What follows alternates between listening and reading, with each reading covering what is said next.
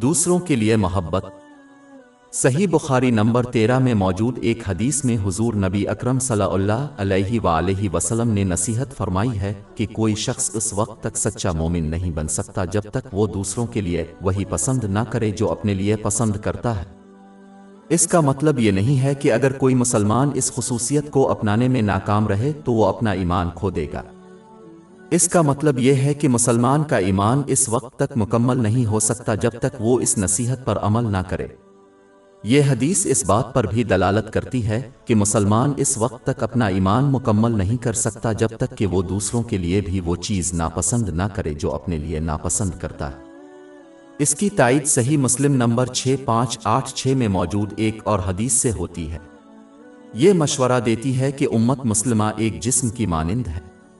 जिस्म के एक हिस्से में दर्द हो तो बाकी जिस्म दर्द में शरीक होता है। इस बाहमी एहसास में दूसरों के लिए मोहब्बत और नफरत शामिल है। जो कोई अपने लिए पसंद करता है और नफरत करता है। एक मुसलमान को यह मकाम सिर्फ इसी सूरत में हासिल हो सकता है जब इसका दिल बुग़्ज़ और हसद से पाक हो। ये बारी खसलतें इंसान को हमेशा अपने लिए बेहतर की ख्वाहिश का बाइस बनती हैं। पस दरहकीकत यह हदीस इस बात की तरफ इशारा है कि इंसान को अच्छी खसलतों को अपना कर अपने दिल को पाक करना चाहिए, जैसा कि मुआफ़ करने वाला होना और हसद जैसी बुरी खसलतों को ख़त्म करना चाहिए। ये सिर्फ कुरान पाक की तालीमात और नबी करीम सल्लल्लाहु अलैहि वसल्लम की रवायात को सीखने और उस पर अमल करने से ही मुमकिन है। मुसलमानों के लिए ये समझना ज़रूरी है कि दूसरों के लिए भलाई की ख्वाहिश करने से वो अच्छी चीज़ों से महरूम नहीं होंगे। अल्लाह ताला के ख़जाने की कोई हद नहीं, इसलिए खुद गर्जी और लालची ज़हनियत इख्तियार करने की ज़रूरत नहीं। दूसरों के लिए भलाई की ख्वाहिश में दूसरों की मदद करने की कोशिश करना भी शामिल है, जैसे कि माली या जज्बाती मदद। इसी तरह एक शख्स चाहता है कि दूसरों की ज़रूरत के वक्त उनकी मदद करें। इसलिए इस मोहब्बत को सिर्फ अल्फाज से नहीं बल्कि अमल से ज़ाहिर करना चाहिए। यहाँ तक कि जब कोई मुसलमान बुराई से मना करता है और ऐसी नसीहत करता है जो दूसरों की ख्वाहिशात के खिलाफ हो तो उन्हें नरमी से ऐसा करना चाहिए जिस तरह वो चाहते हैं कि दूसरे इन्हें अच्छी नसीहत करें। जैसा कि पहले जिक्र किया गया है, ज़ेर बहस अहम हदीस उन तमाम बुरे खसलतों को ख़त्म करने की अहमियत पर दलालत करती है जो बाहमी मोहब्बत और निगहदाश्त से मुतसादिम हों, जैसा कि हसद। हसद इस वक्त होता है जब कोई शख्स किसी खास नेमत का मालिक होना चाहता है जो सिर्फ इस वक्त हासिल होता है जब उसे किसी और से छीन लिया जाए। ये रवैया अल्लाह ताला की तरफ से मुंतखब नेमतों की तकसीम के लिए बड़ा रास्त चैलेंज है। यही वजह है कि ये गुनाह कबीरा है और हसद करने वाले के नेक अमाल को बर्बाद कर देता है। सुनन अबू दाऊद नंबर 4903 में मौजूद एक हदीस में इसकी तंबीह की गई है।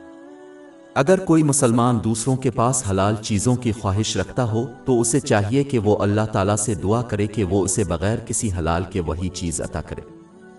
दूसरा शख्स अपनी नेमत खो देता है। इस किस्म की हसद जायज़ है और मजहब के पहलुओं में काबिल तारीफ है। सही मुस्लिम नंबर 1896 में मौजूद एक हदीस में उसकी नसीहत की गई है। हुजूर नबी अकरम सल्लल्लाहु अलैहि वसल्लम ने ये नसीहत की है कि मुसलमानों को सिर्फ इस दौलतमंद से हसद करना चाहिए जो अपनी दौलत का सही इस्तेमाल करे, और एक ऐसे इल्म वाले से रश्क करें जो अपने इल्म को अपने और दूसरों के फ़ायदे के लिए इस्तेमाल करता है।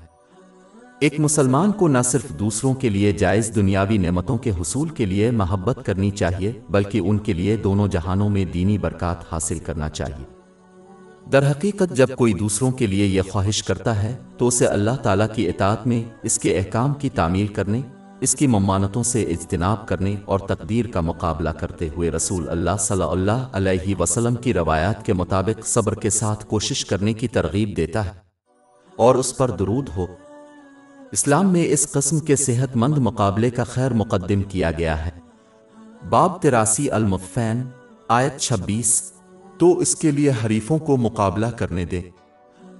ये तरगीब एक मुसलमान को अपने किरदार में किसी खामी को तलाश करने और इसे दूर करने के लिए अपना जायज़ा लेने की भी तरगीब देगी। जब ये दोनों अनासिर मानी को यकजा करते हैं, अल्लाह सुब्हाना व तआला की मुखलिसाना इताअत और किरदार की तज़किया करते हैं, तो ये दोनों जहानों में कामयाबी का बाइस बनता है। इसलिए एक मुसलमान को चाहिए कि वो न सिर्फ दूसरों से मोहब्बत का दावा करे جو وہ اپنے لیے زبانی طور پر چاہتا ہے بلکہ اپنے عمل سے ظاہر کرتا ہے۔ امید ہے کہ جو اس طرح دوسروں کی فکر کرے گا اسے دونوں جہانوں میں اللہ تعالیٰ کی فکر حاصل ہوگی۔ اس کی طرف جامع ترمذی نمبر 1930 میں موجود حدیث میں اشارہ کیا گیا ہے۔ ہماری ویب سائٹ www.sheikhpod.com پر 400 سے زیادہ مفت ebooks, audio books, infographics, podcast اور بلاگ دستیاب ہے۔